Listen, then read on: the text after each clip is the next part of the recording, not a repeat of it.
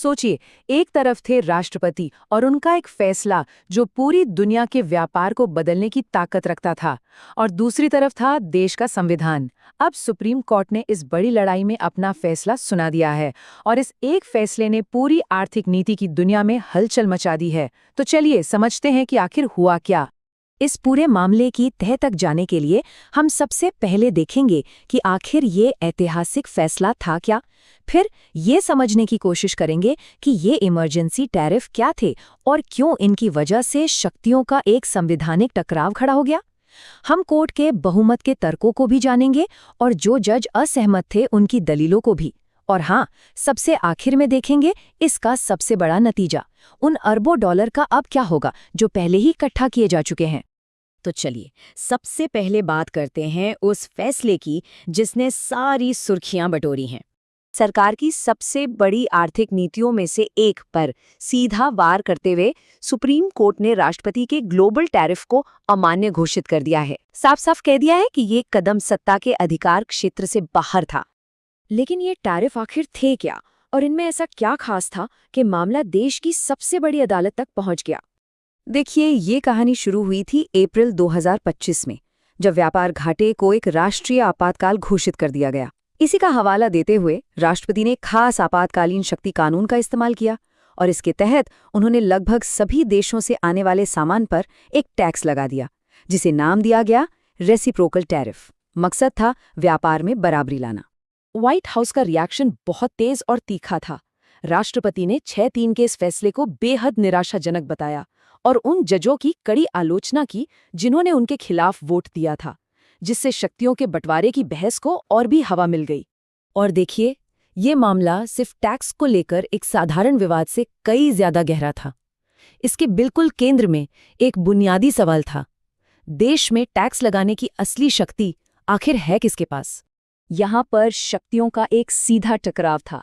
एक तरफ है संविधान जो बहुत स्पष्ट रूप से कहता है कि टैक्स लगाने का अधिकार सिर्फ और सिर्फ कांग्रेस के पास है, और दूसरी तरफ थे राष्ट्रपति जो अपनी आपातकालीन शक्तियों का इस्तेमाल कर रहे थे। तो आखिर जजों के बहुमत ने राष्ट्रपति के खिलाफ फैसला क्यों सुनाया? उनका तर्क क्या था? बहुमत की राय लिखते हुए चीफ जस्टिस जॉन रॉबर्ट्स ने 2 टूक शब्दों में कहा, संविधान बनाने वालों ने टैक्स लगाने की शक्ति का कोई भी हिस्सा कार्यपालिका को नहीं दिया था। मतलब ये शक्ति सिर्फ और सिर्फ कांग्रेस की है। ये फैसला इसलिए भी बहुत अहम हो जाता है क्योंकि ये पहली बार था जब राष्ट्रपति के बड़े आर्थिक एजेंडे को सुप्रीम कोर्ट में इस तरह से चुनौती मिली और परखा गया। इसने भविष्य के लिए एक बहुत बड़ी मिसाल कायम कर दी है। लेकिन ये फैसला सर्वसम्मति से नहीं हुआ था।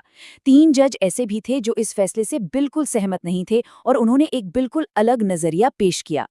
जस्टिस अलीटो, जस्टिस थॉमस और जस्टिस कैवेनॉ, इन तीनों ने मिलकर एक असहमति राय दर्ज की, जिसमें तर्क दिया गया कि बहुमत का नजरिया गलत था।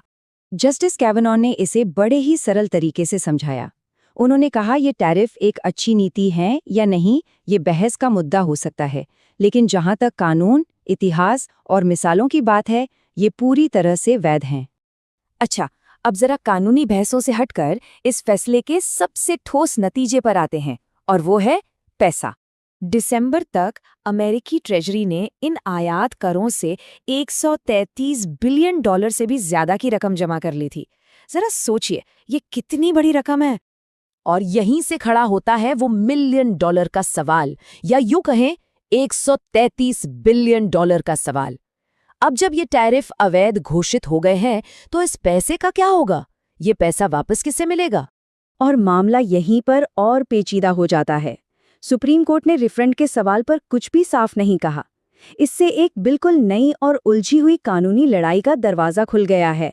कॉस्को जैसी बड़ी बड़ी कंपनियां तो पहले से ही निचली अदालतों में अपने पैसे वापस मांग रही हैं, और ये एक लंबी और जटिल प्रक्रिया की बस शुरुआत हो सकती है।